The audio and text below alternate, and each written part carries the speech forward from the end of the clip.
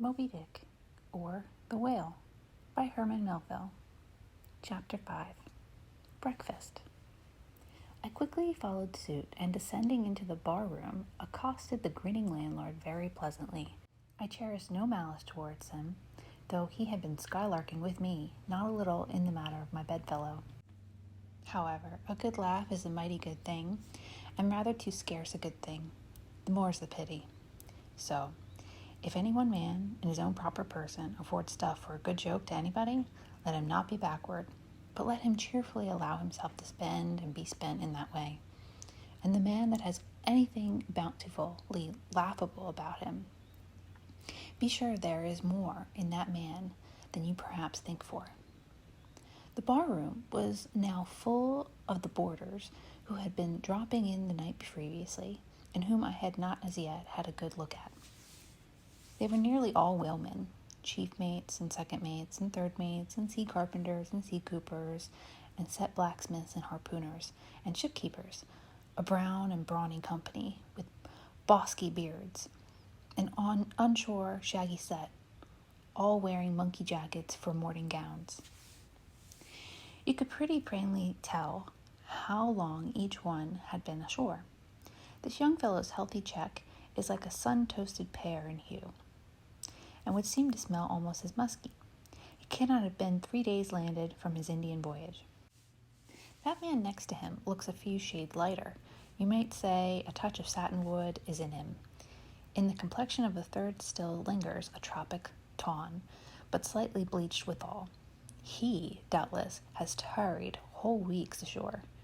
But who could show a cheek like Queequeg, which, barred from various tints, seemed like the Andes' western slope to show forth in one array, contrasting climates, zone by zone.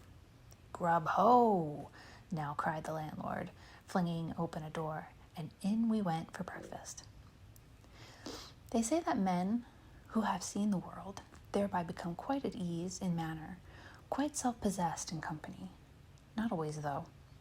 Ledyard, the great New England traveler, and Mungo Park, the Scot one, of all men they possess the last assurance in the parlor. But perhaps the mere crossing of Siberia in a sledge drawn by dogs at Ledyard did, or the taking of long solitary walk on an empty stomach in the Negro heart of Africa, which was the sum of poor Mungo's performances. This kind of travel, I say, may not be the very best mode of attaining a high social polish. Still, for the most part, that sort of thing is to be had anywhere. These reflections just here are occasioned by the circumstance that after we were all seated at the table and I was preparing to hear some good stories about whaling, to my no small surprise, nearly every man maintained a profound silence. And not only that, but they looked embarrassed.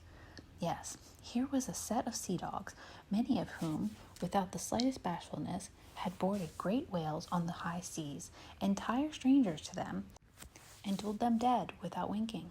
And yet here they sat at a social breakfast table, all of the same calling, all of the kindred tastes, looking round sheepishly at each other, as though they had never been out of sight of some sheepfold among the green mountains.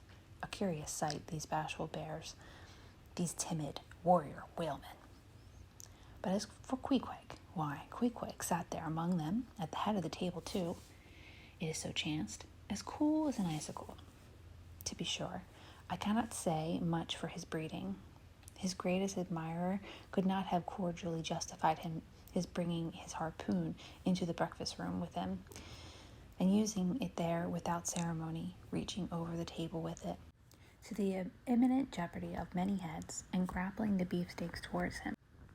But that was certainly very coolly done by him, and everyone knows that in the most people's estimation, to do anything coolly is to do it genteelly.